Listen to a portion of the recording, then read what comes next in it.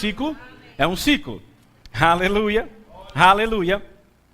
A sua causa, deve ser maior do que o seu conforto e deve ser maior do que a sua conveniência. Vamos pensar no rei Davi. O rei Davi tinha uma causa: defender o Deus dele, que é o meu e o seu. Esta era a causa do rei Davi. E porque ele tinha uma causa, inclusive ele foi confirmado nesta causa, sendo ungido como você também. Aleluia!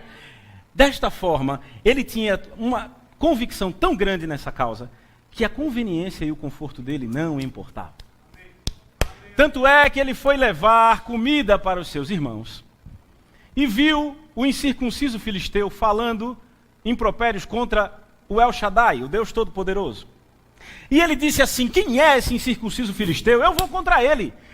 Porque ele não buscou a conveniência, nem buscou o conforto. Ele buscou o cumprimento da causa. Amém. A justa causa de Deus. Ele favoreceu a justa causa de Deus e ele prosperou. Como ele prosperou. Ei, vai ler a história de Davi e vê como o cidadão ficou rico. Ele era um pastor fedido, lá no quintal da casa do pai dele. Ele virou um dos reis mais ricos, prósperos da história da humanidade. Porque ele favoreceu a justa causa do Senhor. Hoje nós vamos falar sobre transferência de riqueza. Alegre-se. Se você não sabe o que é transferência de riqueza, vai saber hoje. Aleluia. Aleluia. Vou te dizer uma coisa. 1 Timóteo 5,17, você não precisa abrir. Você não precisa abrir, eu vou ler para você. Devem ser considerados merecedores de dobrados honorários os presbíteros que presidem bem. Como especialidade os que se afadigam na palavra e no ensino. Aqueles que cansam de tanto estudar a Bíblia, que cansam de tanto pregar, são dignos de duplos honorários. Quem sabe o que é honorário aqui? Salário dobrado. Você que naquele momento de pecado, de fraqueza, fica na sua casa conversando com os seus e dizendo: quanto será que eu estou ganhando de salário? Não interessa, eu devia ganhar o dobro.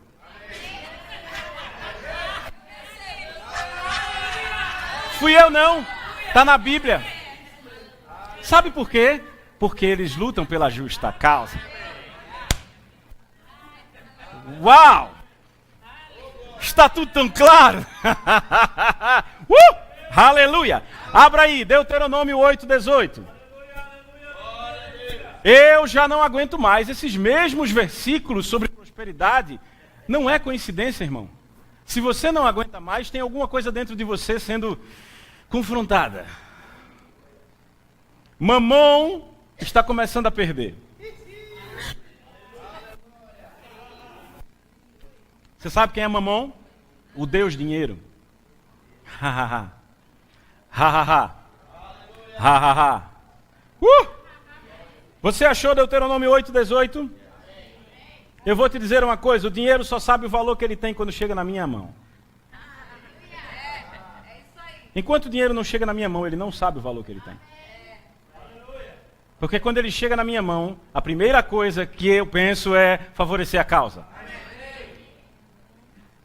Sabe, tem gente que põe um monte de explosivo ao redor do corpo e se joga apertando um botão e explodindo em pedaços porque crê e se entrega a uma causa.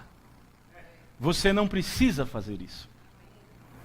Mas para algumas pessoas é mais difícil pôr a mão no bolso e dar R$100 para a igreja de oferta do que apertar o botão de um explosivo e se explodir inteiro. Que coisa! Por que eu disse isso se não estava escrito? Ore e pergunte ao Espírito Santo, que eu vou fazer o mesmo depois. Quando eu escutar essa mensagem, eu vou dizer: Espírito Santo, essa não estava no script. É porque, Espírito Santo, eu, pessoalmente, me incomodo muito, profundamente, quando comparo nós, cristãos, com a palavra revelada, àqueles pagãos, ímpios, que não têm a palavra revelada, mas se entregam com tanta vontade a certas causas. Realmente me incomodo. Eu me incomodo Eu me incomodo quando eu vejo um irmão católico subindo de joelhos uma escadaria, esfolando os joelhos por causa de uma causa de barro. Eu me incomodo. Eu me incomodo quando eu não vejo meu irmão evangélico, verbiano, cheio da palavra do rema, não entendendo a salvação como um todo. Ele acha que a salvação é só ir para o céu. Está cheio. Tem alguma coisa desligada na cabeça desse irmão. Essa é a verdade. Aleluia. Deuteronômio 8:18. Você abriu? Antes te lembrarás do Senhor teu Deus, porque é Ele que te dá força para adquirires riqueza, para confirmar a sua aliança que, sob juramento, prometeu a teus pais, como se vê hoje. A aliança que ele está falando é a aliança que Deus fez com Abraão, que você é uma bênção. Que onde você coloca a sola do seu pé prospera.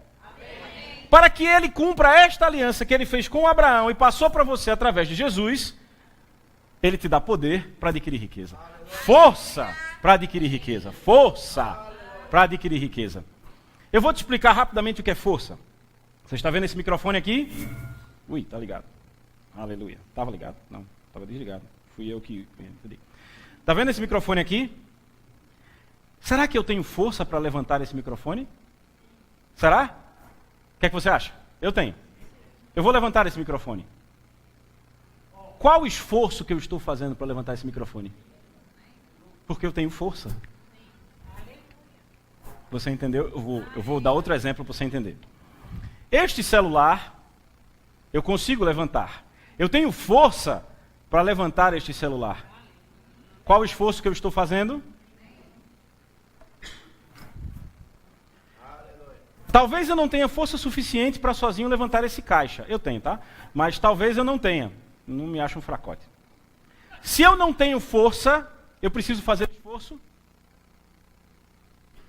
Amém. É Ele que te dá força para adquirir riqueza.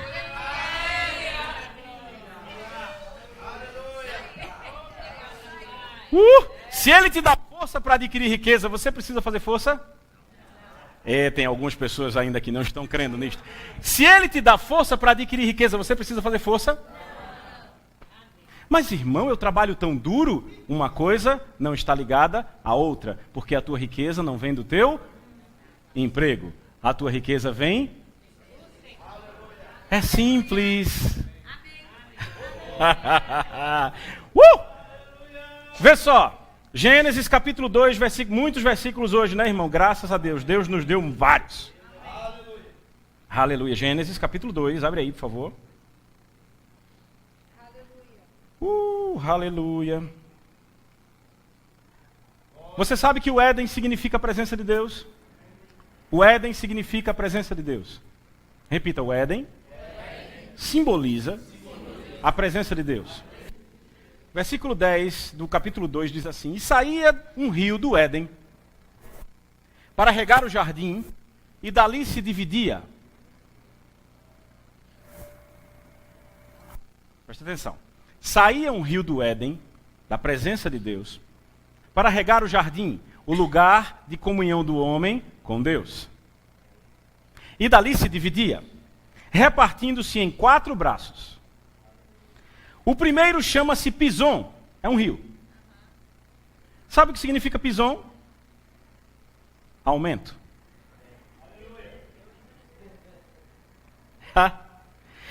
E é o que rodeia a terra de Havilá, onde há? Onde há? O que significa Pison?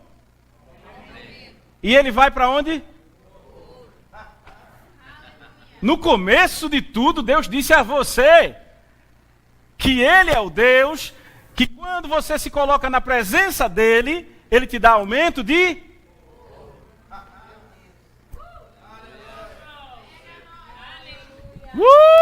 Aleluia! Ele disse a Adão, olha, no fim desse rio tem ouro. Mas você precisa entender, Deus não foi no fim do rio e pegou o ouro e deu a Adão. Não. Deus disse, no fim do rio tem ouro. Estava incluído nesta direção. Vai lá e pega o ouro, né, cidadão? Sabe qual é o problema? Culto após culto, essa igreja diz, no gasofilácio a abundância. E você diz, igreja me deu dinheiro? Não, não. Deus não tem uma impressora de dinheiro no céu. Não, não, não. Você tem que ir lá buscar.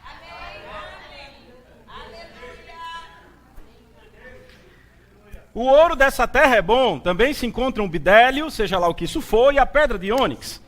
O segundo rio se chama Gion. Sabe o que significa Gion? Rompimento. Rompimento. O nome do terceiro rio é Tigre. E Tigre significa o quê? Aleluia. Hã?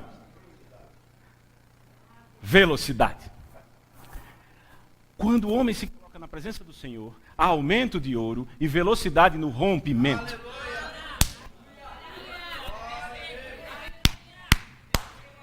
Quase 6.000 anos atrás, e Deus já estava dizendo isso para você. Sabe por quê? Oh, aleluia. Ele já sabia do fim desde o começo. Aleluia. Você está aprendendo algo? Eu estou. Aleluia. Não precisa abrir. Salmos 112 diz assim: aleluia.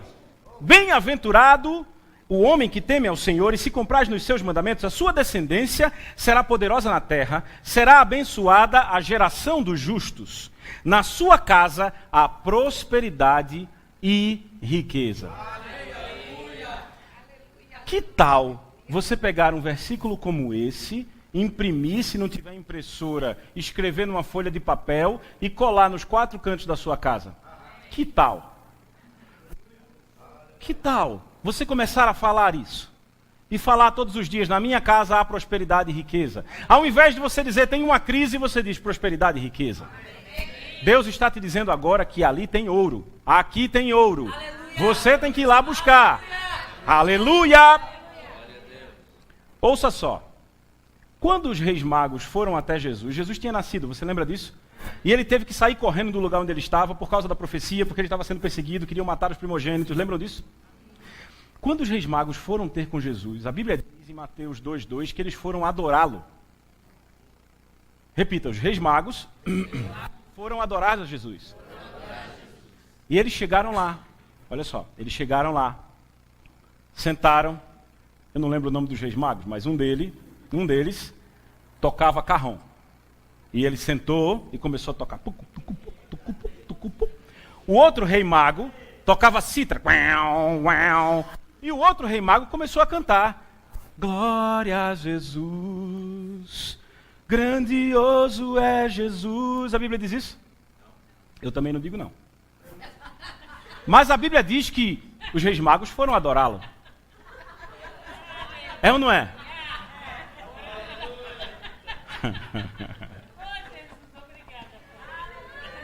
É. Quanta música houve no dia dos reis magos adorando a Jesus? Quanta? Nenhuma. Nenhuma. Mas o que é que eles fizeram para adorar a Jesus?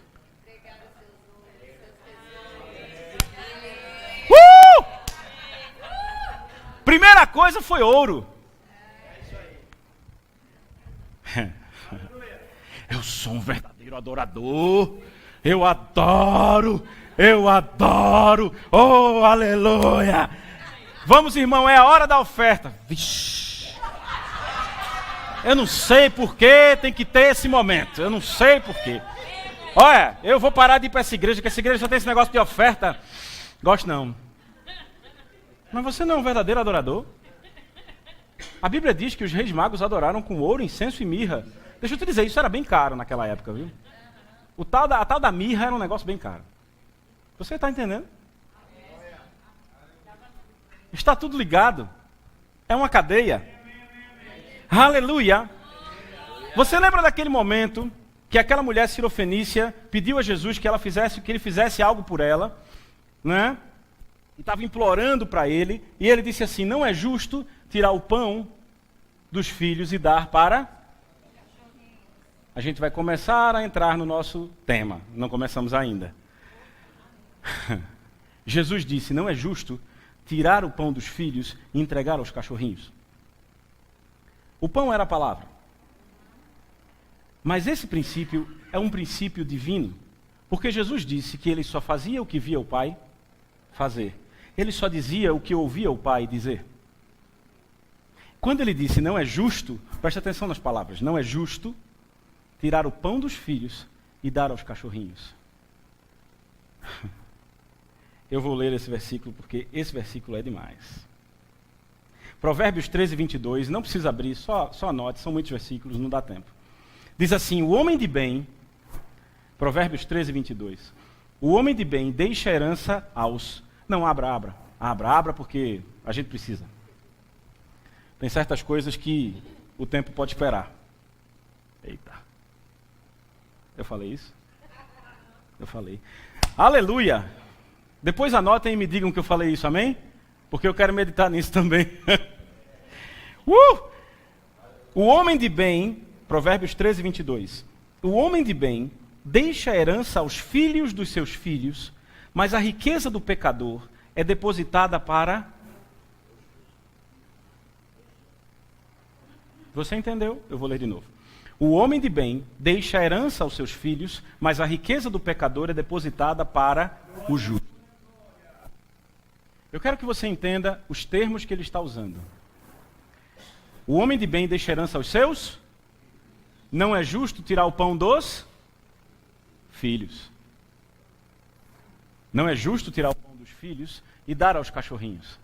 O que Deus estava dizendo pela boca de Jesus é, não é justo tirar a riqueza financeira, monetária, dinheiro dos filhos e dar aos cachorrinhos.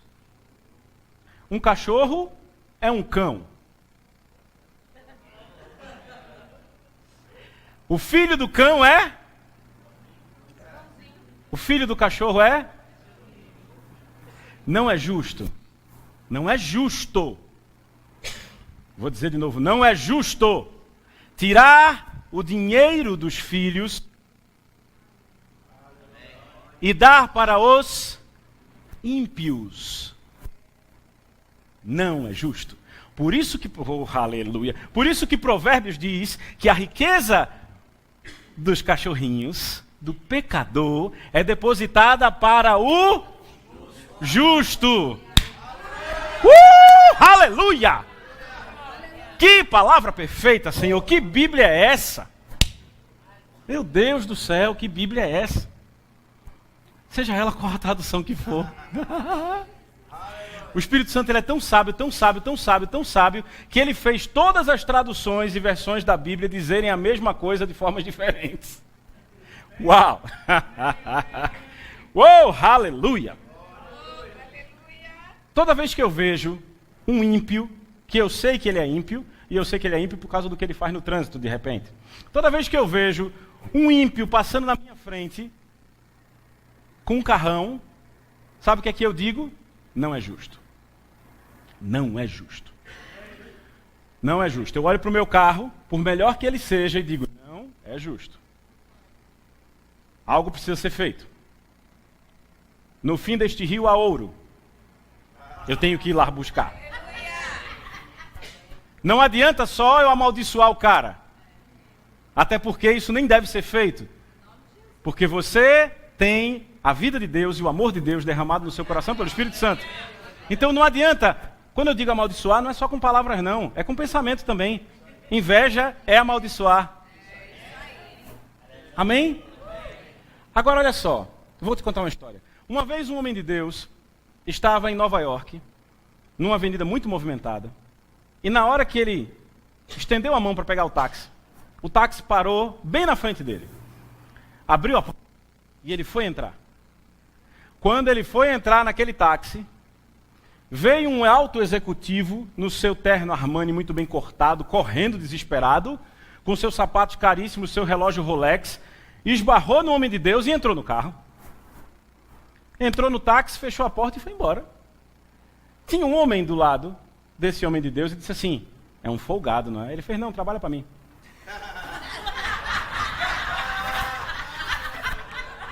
Trabalha para mim.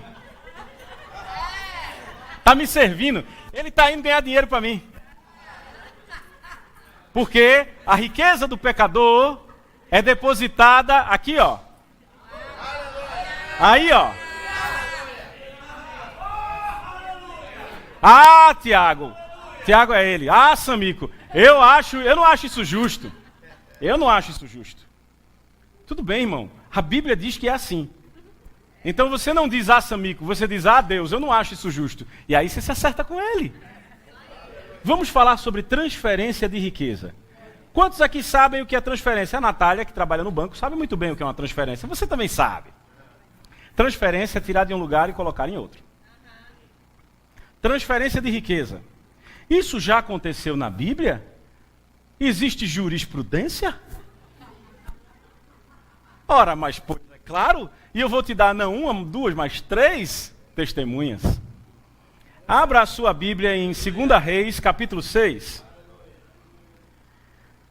Você ouviu no começo, enquanto você abre, que você deve magnificar ao Senhor, alegrar-se e dar gritos de alegria, porque você favorece a justa causa de Deus. Eu disse a você que Deus se alegra com a sua prosperidade, porque quando você prospera, você favorece a justa causa de Deus.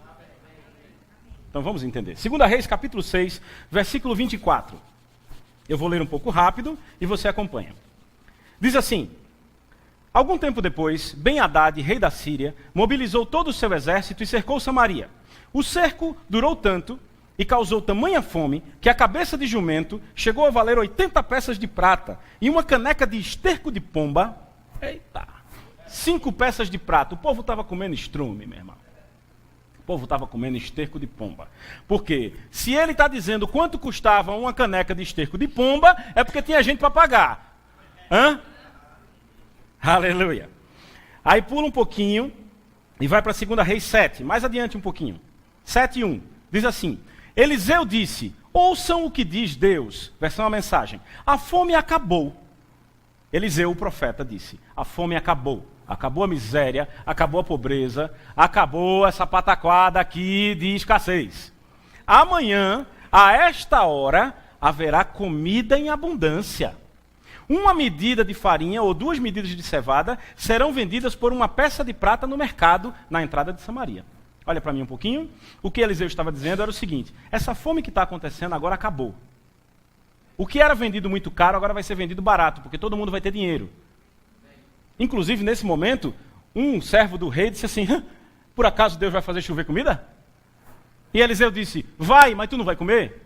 Depois você lê. Depois você lê. Aí ele disse assim, 2 Reis 7, continuando 3. Eu amo esta passagem. Diz assim: havia 4 leprosos, olha isso, 4 leprosos junto à porta da cidade. Certo? Eles disseram uns aos outros: por que ficar aqui esperando a morte? Porque a cidade não estava cercada, não ia ter uma guerra. Eles disseram: por que ficar aqui esperando a morte? Se resolvemos entrar na cidade, morreremos de fome. Mas se ficarmos aqui, também morreremos. Ou seja, vamos morrer de todo jeito. Vamos então ao acampamento dos arameus para nos render, que eram os inimigos que iam atacar Samaria, onde o profeta estava. Ele diz assim: vamos lá no acampamento dos inimigos para nos render. Se eles nos pouparem, viveremos. Se nos matarem, morreremos. Olha para mim, o que eles estavam dizendo é: a gente já está numa situação complicada, então vamos fazer alguma coisa? Quantos passam por isso alguma vez na vida? Olha, é o seguinte, tem um monte de conta, eu não tenho dinheiro. As contas tudo vencidas e o dinheiro não vem. Se eu ficar aqui, eu morro. Se eu correr, o bicho pega. Se eu ficar, o bicho come. Então sabe o que eu vou fazer? Alguma coisa. Aí olha, ele disse assim: vamos aos acampamentos nos render. Se eles nos pouparem, viveremos. Se nos matarem, morreremos. Versículo 5. Ao anoitecer, eles foram ao acampamento dos inimigos, e quando chegaram às imediações do acampamento, viram que não havia ninguém ali. Pois o Senhor tinha feito os arameus, os inimigos, ouvirem o ruído de um grande exército com cavalos e carros de guerra, de modo que disseram uns aos outros: ouçam, o rei de Israel contratou os reis dos hititas e dos egípcios para nos atacarem. Não tinha ninguém. Então, para salvar sua vida, fugiram ao anoitecer, abandonando tenda, cavalo, jumento e deixando o acampamento como estava. Tendo chegado às imediações do acampamento, os leprosos, os 4, entraram numa das tendas, comeram, beberam, pegaram prata, ouro, roupa, fizeram a festa. E saíram para esconder tudo. Agora olha para mim e imagina a situação. Os 4 leprosos no meio do caminho, porque não era permitido que eles ficassem na cidade, porque eles eram leprosos, e eles tinham que ser afastados do convívio social. Aí eles estão lá. Aí rola a conversa de que eles vão ser atacados. Meu Deus, agora foi. Eu estou aqui no meio, né? No meio. Eu não posso voltar para a cidade que vão me tirar de lá, porque eu sou leproso. Se eu ficar aqui, o inimigo vai me atropelar, ele vai passar por cima de tudo. Então, vamos fazer alguma coisa, né? Vamos fazer alguma coisa inusitada. Você pegou? Em Deus, às vezes, temos que fazer coisas inusitadas. Vamos fazer o seguinte: vamos correr em direção ao inimigo. Alguém fez isso. Chamava Davi. Quando ele viu Golias, a Bíblia diz que ele correu em direção a ele. O que é que os leprosos fizeram? Correram em direção ao inimigo também. Chegaram lá e disseram, viu, a gente vai falar com eles. A gente não sabe se eles têm nojo de leproso como o povo de Israel tem, né? Então, vamos fazer o seguinte, vamos lá falar com eles, e aí se eles nos pouparem, chegaram lá, não tinha ninguém. Olharam, não tem ninguém aqui. E, inclusive, tem ouro, comida. Rapaz, que lugar bom. Comeram, se fartaram, pegaram as coisas e começaram a esconder e ir embora. Né? 4 leprosos, vai vendo. Aí, fizeram o seguinte. Versículo 9. Então disseram uns aos outros, os leprosos conversando, não estamos agindo certo. Este é um dia de boas notícias e não podemos ficar calados. Olha o leproso te ensinando a ser crente. Este é um dia de boas notícias e não podemos ficar calados. Jesus morreu por nós. Boas notícias. E você chega do lado do ímpio e diz assim, bom dia. Quero honrar o Márcio, o Medeiros, que não fazem isso. Ele chega e diz, bom dia, Jesus morreu por você, velho. Amém. Vamos todos chegar nesse nível. Então disseram uns aos outros, não estamos agindo certo. Este é um dia de boas notícias e não podemos ficar calados. Se esperarmos até o amanhecer, seremos castigados. Isso é profético. Você entende? Se esperarmos até o amanhecer, ou seja, se passar muito tempo até que essa boa notícia aconteça e a gente não divulgar, seremos castigados. Ele está profetizando a eternidade. Aleluia. Vamos imediatamente contar tudo no palácio do rei. Chamaram os sentinelas da cidade e lhes contaram. Entramos no acampamento e não vimos nem ouvimos ninguém. Havia apenas cavalos e jumentos e tendas abandonadas. As sentinelas da porta proclamaram a notícia e ela foi anunciada dentro do palácio. E o que o profeta Eliseu disse que ia acontecer, aconteceu. A cidade teve abundância de novo. Transferência de riqueza. Saiu do inimigo, do pecador, do cachorrinho e foi depositada no pé dos filhos. A primeira. Abra sua Bíblia em 2 Crônicas, capítulo 20. Josafá. Felipe só recebendo. 2 Crônicas, capítulo 20. Aleluia. Eu vou ler salteado, para a gente não perder tanto tempo. Vamos lá. Diz assim, depois disso, os filhos de Moabe e os filhos de Amon, com alguns meunitas, vieram à peleja, à luta, né? Vieram brigar com Josafá. E disseram assim, então vieram alguns que avisaram a Josafá, dizendo, grande multidão vem contra ti, além do mar, o povo está se reunindo para brigar com a gente. Então Josafá teve medo e foi buscar ao Senhor e apregou o jejum em todo Judá. Judá se congregou para pedir socorro ao Senhor, e também de todas as cidades veio gente buscar o Senhor. Pôs-se Josafá no pé da congregação, diante do pátio, e disse, Senhor dos nossos pais, olha o clamor de Josafá, porventura não és tu Deus dos céus? Não és tu que dominas sobre todos os reinos dos povos? Na tua mão está a força e o poder, e não há quem possa resistir. Porventura, ó nosso Deus, não lançaste fora os moradores desta terra em diante? E ele avança, vamos para o 9. Se algum mal nos sobrevier, espada por castigo, peste ou fome, nós nos apresentaremos diante desta casa e diante de ti, pois o teu nome está nessa casa. Aí vai adiante, ele diz assim no versículo 12. Nosso Deus, acaso não executarás o teu julgamento contra eles? Porque em nós não há força para resistirmos a esta grande multidão, a este problema, a esta escassez, a esta falta de dinheiro, que vem contra nós, e não sabemos o que fazer, mas os nossos olhos estão postos em ti. Então veio o Espírito do Senhor, a resposta de Deus, na congregação sobre Jaziel, certo? E sobre Jeiel, filho de Jeiel, filho de Matanita, levita dos filhos de Asaf. E ele disse: ouçam, moradores de Jerusalém e Judá, ao que diz ao Senhor, não tema nem assuste por causa dessa grande multidão, pois a luta não é sua, ela é de Deus. Amanhã descereis contra ele, e eis que sobem pela ladeira, encontrá-los-ei no fim do vale, defronte do deserto. E sabe o que acontece? Ele disse: honrem os seus profetas e vocês vão prosperar. Sabe o que aconteceu? Deus mandou o Josafá colocar na frente o povo para adorar. Lembra dos reis magos? Eles foram adorar. E outra vez, Deus fez a mesma coisa. Os inimigos vieram e de repente começaram a escutar um barulho e disseram: meu Deus, tem muita gente, e começaram a ficar tudo doido e se mataram. Mas avança comigo no texto, porque depois que eles se mataram, e essa é a parte que eu quero que você chegue. Diz assim, versículo 24. Tendo Judá chegado ao alto, que olha para o deserto, procurou ver a multidão. Que multidão? Dos inimigos, que já tinha todo mundo se matado. E eis que eram corpos mortos, que jaziam em terra, sem nenhum sobrevivente. Os inimigos morreram todos. Diga, os inimigos morreram todos. Vieram Josafá e o seu povo para saquear os despojos. Eu vou te explicar, olha para cá, eu vou te explicar o que é que aconteceu bem rápido. É o seguinte, você já entendeu que eles foram lutar, não teve luta, eles se mataram. Agora eu nunca vi, eu pessoalmente, nunca ouvi falar que uma tribo, um povo, uma nação disseram assim: não, a gente vai guerrear. E já que a gente vai guerrear, a gente vai pegar todos os nossos tesouros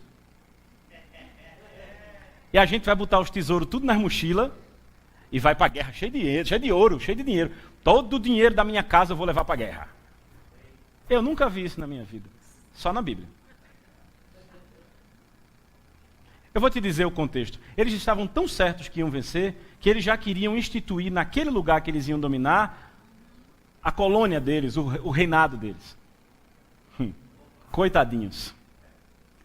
Você sabe o que é despojo? Eu vou te dizer. Tem uma palavra melhor que despojo: espólio. Quando você vai para uma guerra e você vence aquela guerra, sobra o espólio, os despojos. E esses despojos pertencem a você que venceu a guerra. Eu vou ler aqui uma definição de despojo, de espólio. Os espólios ou despojos de guerra são objetos, ouça, conquistados pelo exército ou pela parte vencedora de uma batalha na guerra. Serviam como troféus para lembrar a vitória obtida sobre o inimigo. Podem ser armas, objetos de valor. Antigamente, as pessoas também eram consideradas espólio, sendo levadas para a terra dos vencedores. Durante o período da República Romana, existiam os espólios de guerra que causavam a ascensão social de muitos soldados, onde eles acabavam ganhando novas terras, novas propriedades, que antes eram do inimigo. Os espólios de guerra favoreciam principalmente a camada da população que vencia. Você pegou isso? Agora olhe para a pessoa do seu lado e diga a mesma coisa que você disse. Diga assim: talvez o terreno próprio da igreja é você que vai dar.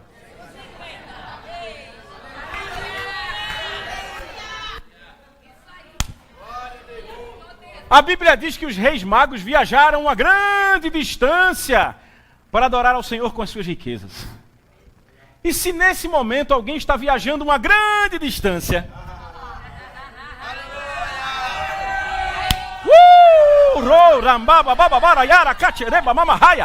e aí? Você não recebe? Não, irmão, que é isso? Você veio da onde? Você veio do Japão? Me dá $1 milhão? Não, eu não quero. Agora, quando $1 milhão chegar, ele quer favorecer a justa causa. Ele não quer que você pegue e esbanje para cima que nem o tio Patinhas, não. Abra sua Bíblia em Colossenses 2,15. Oh, meu Senhor, ainda tem tanta coisa, eu vou pular algumas. De acordo?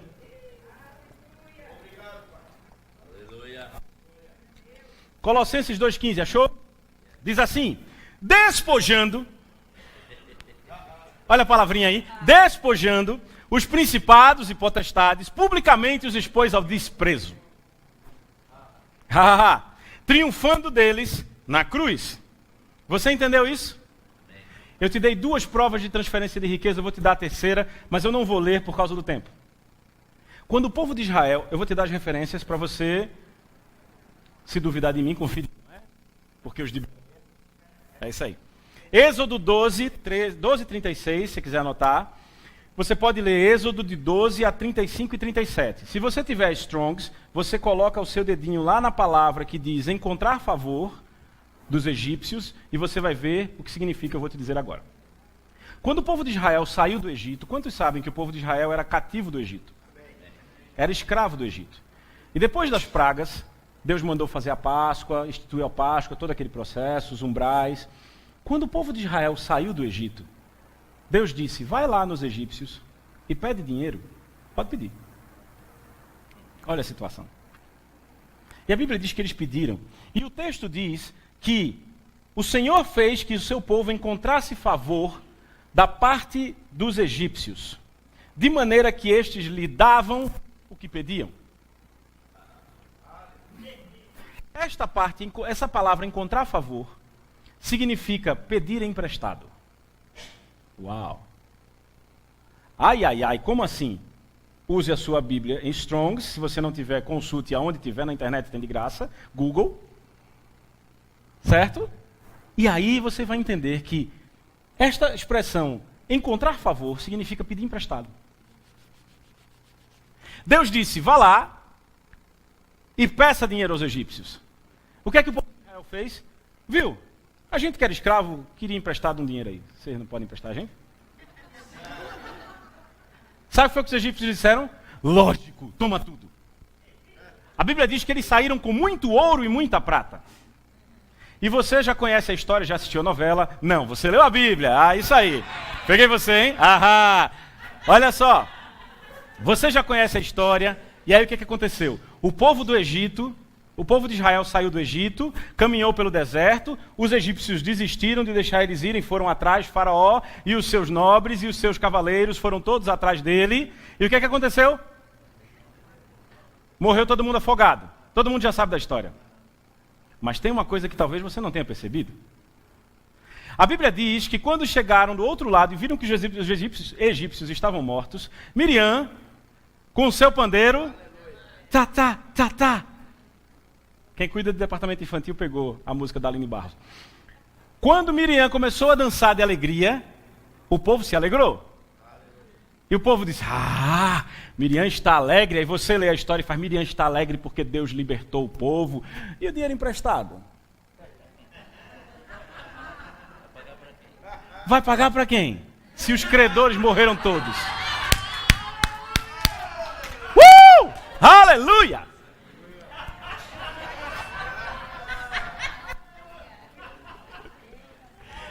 Perdão de dívida. Eu declaro dívidas perdoadas. Uau! Uau! Eita! Todo mundo que eu devia dinheiro morreu. Não estou declarando morte para ninguém, pelo amor de Deus.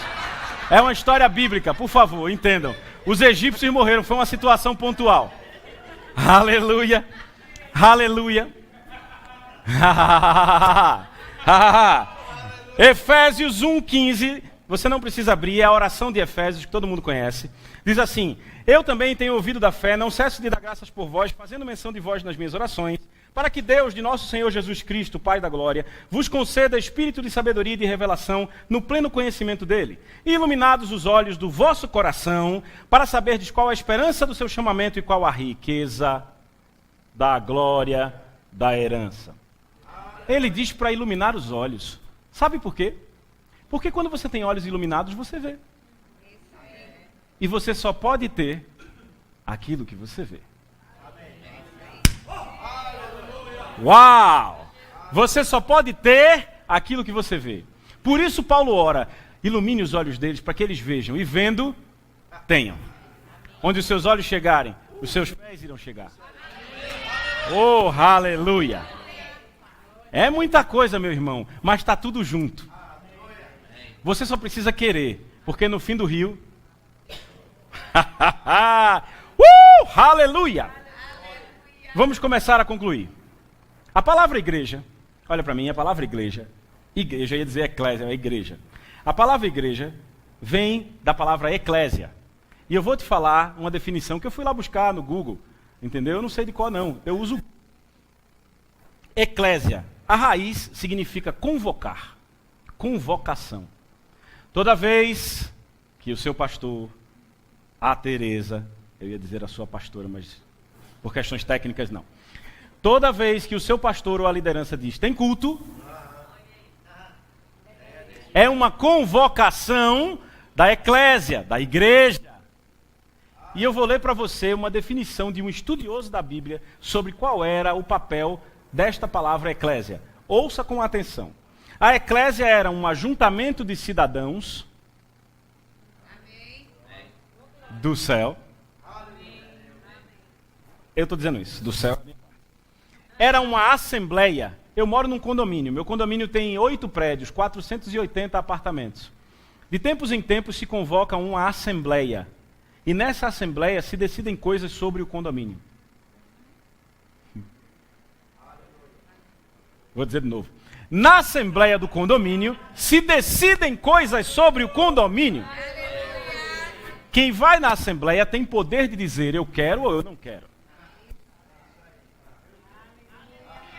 As decisões da Assembleia são conforme as leis do Estado, do reino. Seu poder, com todo intento e propósito, é ilimitado. A Assembleia, a Eclésia, a Igreja, declarava guerra, fazia paz, definia operações militares, levantava fundos, determinava terrenos, fazia negócios. Esta palavra Eclésia era usada para este tipo de ação.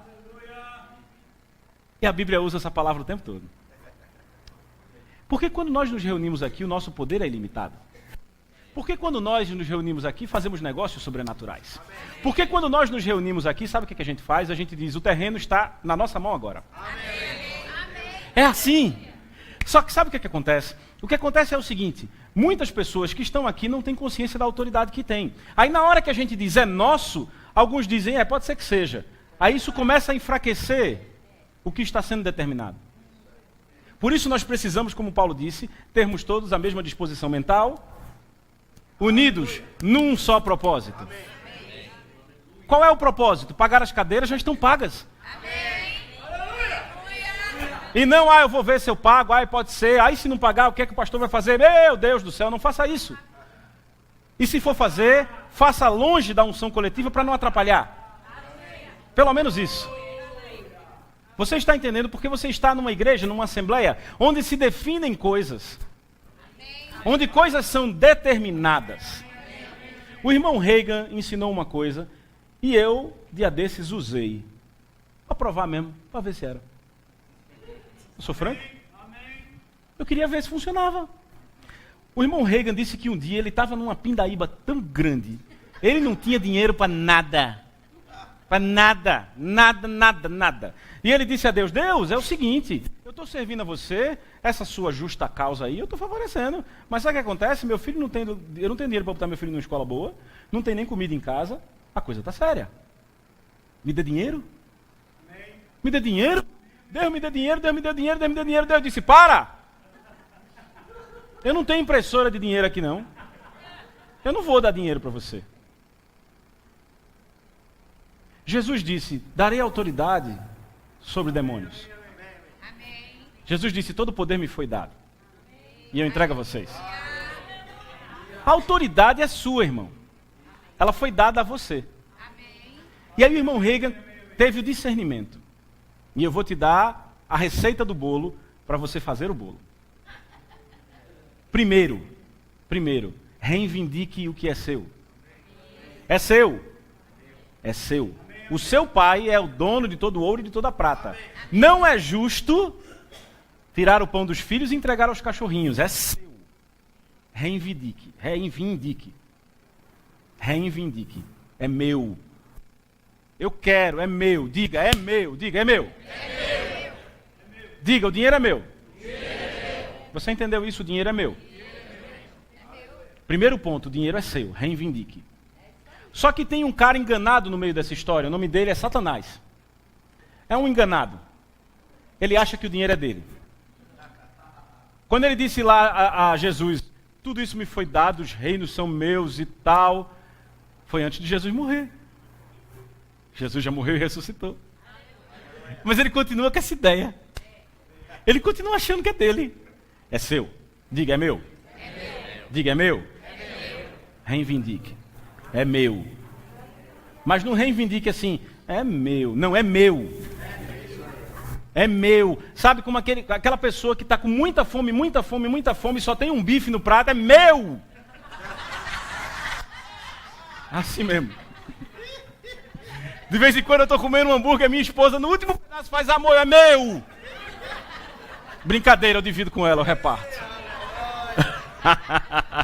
Como diria Didi? Irmão, é seu. É meu.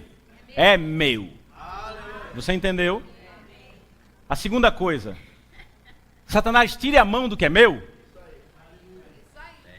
Quantos casados tem aqui? Uau! Então vai funcionar bem, olha. Imagine o cidadão... Ah, o pastor já pegou. Imagine o cidadão chegando e alisando sua mulher. Rapaz... Deus, eu sei que você não mata. Se decidir matar, faça agora. Sai que é meu, tira a mão. Oxi. É assim, é ou não é? É meu. É meu. É minha posse, é meu. Tire a mão, agora, tire a mão. Uma vez que ele tirou a mão, está disponível. Mas está no reino espiritual. E você ainda não pode pegar. Alguém do reino espiritual precisa trazer para você. Hebreus, capítulo 1, diz que os anjos são espíritos ministradores que trabalham em favor daqueles que iam herdar a salvação. Você.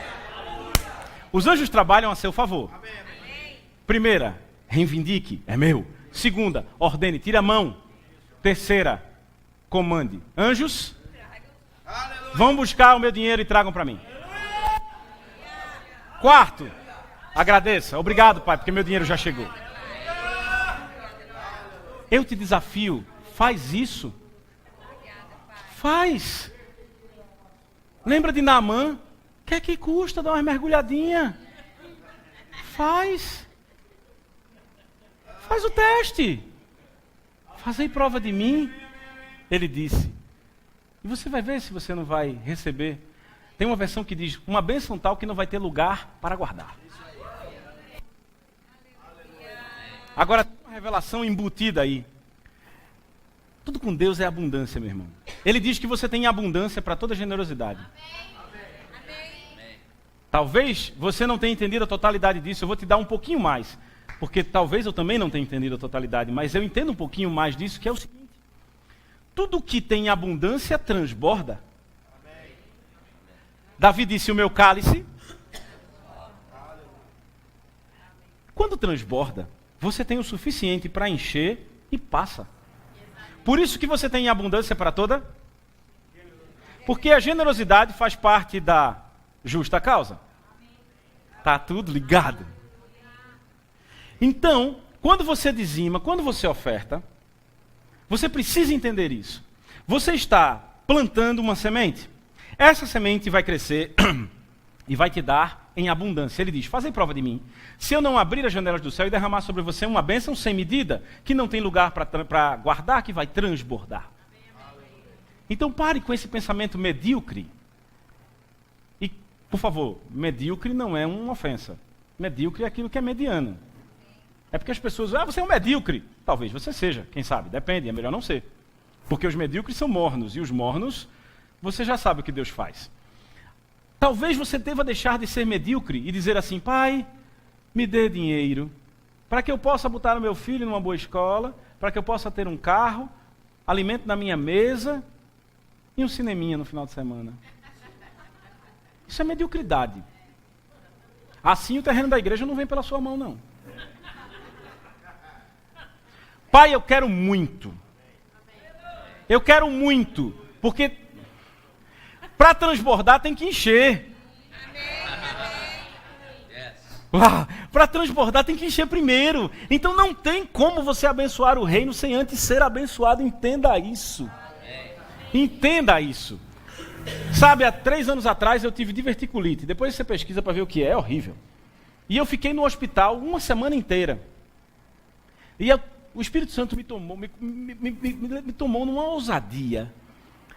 Eu me levantei na frente, dentro do hospital, a mulher limpando a sala, dentro do quarto, eu comecei a gritar: Deus, você está vendo isso aqui? É o meu corpo doente. Está vendo? Assim. Está vendo o meu corpo doente? Agora me diz o que eu vou fazer para você e para o seu reino assim. Quero a manifestação, pai, rápido. E eu creio, é assim. Porque doente eu não faço nada. Doente você fica na cama. Então você não pode se conformar com isso. Do mesmo jeito, é com finanças. De que adianta você ter dinheiro para você e para sua família? De nada, meu irmão. Como assim, irmão? Isso é uma ofensa, pelo amor de Deus. Eu estou bem na vida, você não se alegra com isso. Eu me alegro porque você se alegra, mas você está sendo medíocre. Você precisa ter mais do que suficiente. O cálice precisa transbordar. Tem que ser mais, e mais, e mais. Você não pode se conformar em ganhar essa rua, você tem que ganhar o bairro. Mas para ganhar o bairro, só essas cadeiras não dá. Irmão, eu estou forçando. Eu estou forçando. E eu sei que quando chegar em casa, quando você chegar em casa, talvez um pouco dessa frieza que agora te domina, vai ser degelada. E você vai começar a pular dentro de casa. Eu entendi! E talvez domingo o gasofilácio não caiba. Lá vem ele falar de dinheiro de novo. Toda vez que eu olho para o gasofilácio eu digo, hoje não vai caber, hoje não vai caber, hoje não vai caber. Ainda não foi dessa vez, mas vai haver um momento que não vai caber. Porque do mesmo jeito que ele vai derramar uma bênção e não vai ter lugar para guardar, o gasofilácio tem que transbordar. Porque é quando transborda. Jesus disse, eu vim para pregar as boas novas aos pobres. Eu fui pesquisar o significado da palavra pobre, porque eu achei que era uma pessoa infeliz, que era uma pessoa triste, pobre mesmo, sem dinheiro. Então se ele veio dizer as boas novas aos pobres, ele veio dizer, você pode ser rico. Qual a boa nova melhor para o pobre, pelo amor de Deus?